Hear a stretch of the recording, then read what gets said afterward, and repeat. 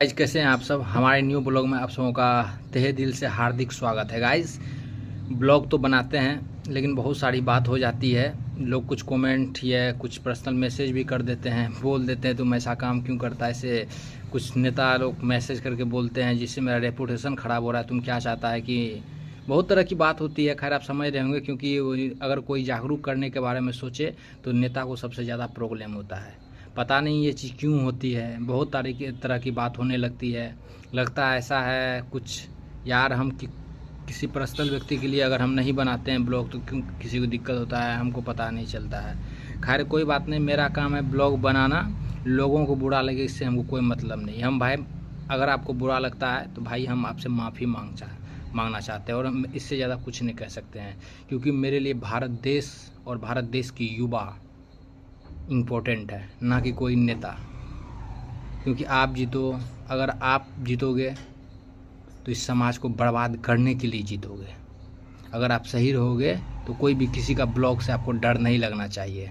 मैं खुल्ला ऐलान करके कहता हूँ, जो मुझे मैसेज किए थे मैं उनको कहना चाहूँगा डायरेक्ट कि पहले आप सुधरिए, तब समाज के बारे में बात कीजिए। अगर आपसे नहीं समाज चलता है तो किसी को डिस्टर्ब करने की कोशिश मत कीजिए। युवा को खड़ा होने दीजिए ताकि युवा आगे बढ़े। युवा सर्वोपरि है। अगर युवा अगर चाहे तो बहुत कुछ हो सकता है। इसलिए युवा को, अगर आप चाहते हैं अपना भलाई, तो युवा को प्राथमिकता दे समाज में। मैं हर जगह की समाज की बात कर रहा हूँ, मैं अपने पंचायत की नहीं कर रहा हूँ। कुछ लोग समझते हैं अपने हम पंचायत का बात करने लगते हैं। मुझे कोई भी पंचायत से ज़रूरत नहीं है, मैं भारत देश की बात करता हूँ। मैं एक ही बात बता रहा हूँ, मैं भारत देश के हर नागरिक से प्यार करता हूँ। और मैं चाहता हूँ कि मेरी वीडियो देखे हर नागरिक, और हर नागरिक भी मेरे से प्यार करे।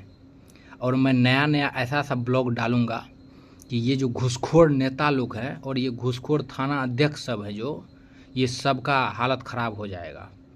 ये पैसा का लालच दे के गरीबों को, बच्चा को बर्बाद करता है। यही होती है ना। हम दोस्त क्यों आप लोग को कहते हैं बार बार कि सत्ता को बदलिए, सत्ता को बदलिए। क्योंकि आप अगर सही रहिएगा उसके बावजूद भी आपको ज़बरदस्ती फंसा देगा कोई भी मैटर में। इसलिए अगर सत्ता सही हाथ में अगर रहा तो कोई बाल बाकी किसी का बच्चा का नहीं कर पाएगा। हर युवा, आज देखिए, आज ऐसा सा मैटर है, आज आपको थोड़ा सा मैटर होगा फंसा देगा, जेल चली जाएगा, आपका करियर ख़राब हो जाएगा। उनको क्या लगता है थोड़ा सा कि आप उनके पास पैसा और आपका करियर ख़राब कर देगा। उनको क्या लगता है आप उसका बच्चा है जो आपका दिल का फीलिंग को समझेगा। एक गार्जियन अपने बच्चा को पढ़ाने में खून पसीना सारा चीज़ बेच के लगा देता है, और एक आदमी आता है और कोई मैटर नहीं, उसको बदनाम करने, समाज के बारे में बात करता है, समाज में काम करना चाहता है, पढ़ने लिखने वाला बंदा रहता है, उसको 2 मिनट के अंदर में बर्बाद करके रख देता है। तो मैं कहूँगा वैसे आदमी से आप लोग दूरी बना के रखिए और समाज में बदलाव लाने की कोशिश कीजिए। जितना हो सके उतना बदलाव लाइए, चाहे इसके लिए कुछ भी करना पड़े। समाज में सबसे प्राथमिकता दीजिए अपने आप को। एक टाइम खाना खाइए, लेकिन इस भारत देश को बनाने में आप लोग पूर्ण रूप से अपना समर्थन दीजिए। ये भारत देश हम सब का है, किसी एक का नहीं है। ये भारत देश ही नहीं रहेगा तो हम लोग कहाँ पर क्या करेंगे। ये आज़ाद है, हम आज बड़ा खुशी हो रही है कि हम लोग आज़ाद भारत में जन्म लिए हैं। जब हमारा देश गुलाम था, हमारे पूर्वजों पे ऐसा अत्याचार हुआ है। हमने तो टीवी में सुना है, हमने तो अखबारों में सुना है, हमने तो इतिहास पढ़ा है, हमने तो उस चीज़ को देखा नहीं है। जब इतिहास पढ़ता हूँ तो रूह कांप जाती है। हमारे पूर्वजों ने इन चीज़ को सहा है, उन लोगों का क्या होता होगा आप ज़रा सोचिए। अगर भारत देश को बचाना चाहते हैं तो ये अशिक्षित नेता से पहले हटाइए, इस देश को पहले बचाइए। भारत देश को अभी गुलाम से भी ज़्यादा खतरनाक अशिक्षित नेता है, क्योंकि वो देश को लूट रहा है।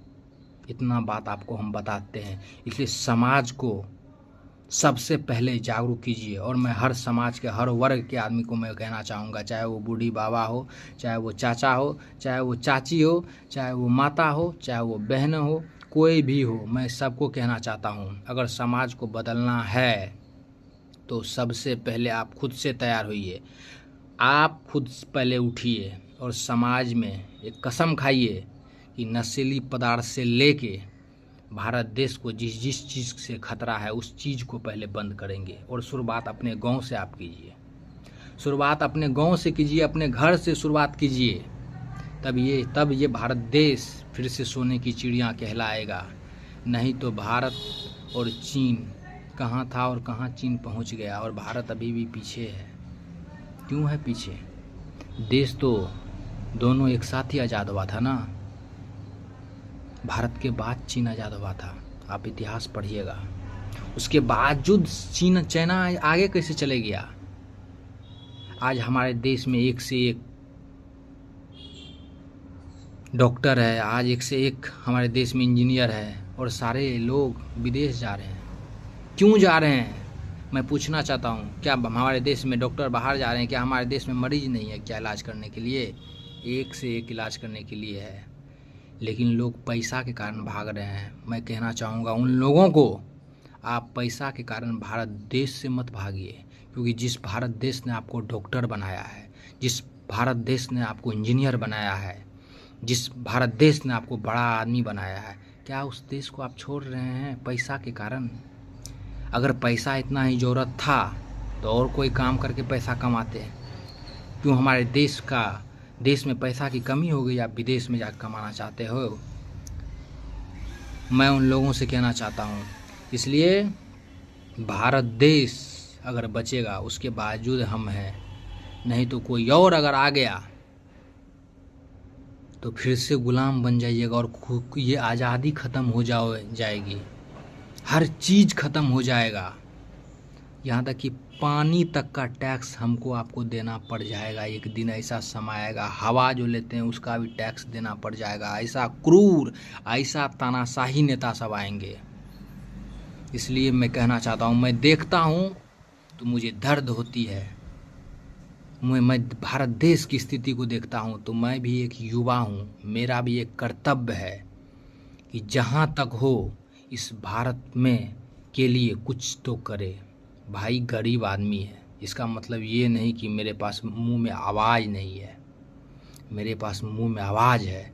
मैं अगर एक भी आदमी को अगर मेरे वीडियो अच्छी लगती होगी तो वो दूसरे को बताता होगा, अगर दूसरे को उसके बाद अगर दूसरे को अच्छा लगता होगा, तो ऐसे करके क्रांति समाज में आती है। तो समाज में क्रांति लाने के लिए हर एक युवा को जगना पड़ेगा। आप वीडियो के माध्यम से लोगों को समझाइए, क्योंकि अभी सोशल मीडिया अभी सबके हाथों में रहता है। तो मैं हर व्यक्ति को कहना चाहता हूँ, प्लीज़ आपसे रिक्वेस्ट करके कहता हूँ, हाथ जोड़ के कहता हूँ, इस समाज को बचा लीजिए। हमारे युवा वर्ग को कोई सूखा नशा में व्यस्त है, कोई अधूरा पढ़ के छोड़ दिया है, कोई मेहनत से चूक रहा है, किसी की माँ सपना ले के बैठा है कि मेरा बेटा बड़ा करेगा, लेकिन उसका बेटा गलत पे उतर चुका है। तो ऐसा नहीं है कि आप ही गलत हैं, हर जगह का ये हालत हो चुका है। इसलिए मैं विनती करता हूँ, हाथ जोड़ के प्रार्थना आप लोग से करता हूँ, इस भारत देश को सुधारना है, उसके लिए हम लोगों की अपनी अग्नि परीक्षा देना पड़ेगा। आप ज़रा सोचिए, जब भारत देश आज़ाद नहीं था तो वीर भगत सिंह, राजगुरु जैसे महान नेता अपनी देश का खुशी के लिए वो फांसी के फंदे पर लटक गए। तो फिर हम क्या चीज़ है? मेरे और आपके मुंह में इतना बोली नहीं है कि समाज को सुधार सके। आप कहिएगा समाज सुधर सकता नहीं है, कोई सुधर नहीं सकता है, लेकिन लोग धीरे धीरे हर चीज़ को समझता है, हर चीज़ को धीरे धीरे समझता है। ऐसा समाज हमको बनाना है जहाँ इंसानियत जिंदा हो, इंसानियत जिंदा हो। आजकल हमारे समाज के कुछ लोग हैवान हो गए, हैवान। अगर उस व्यक्ति से अगर समाज को बचाना चाहते हैं तो हम सब युवा को एक साथ एकजुट होना पड़ेगा।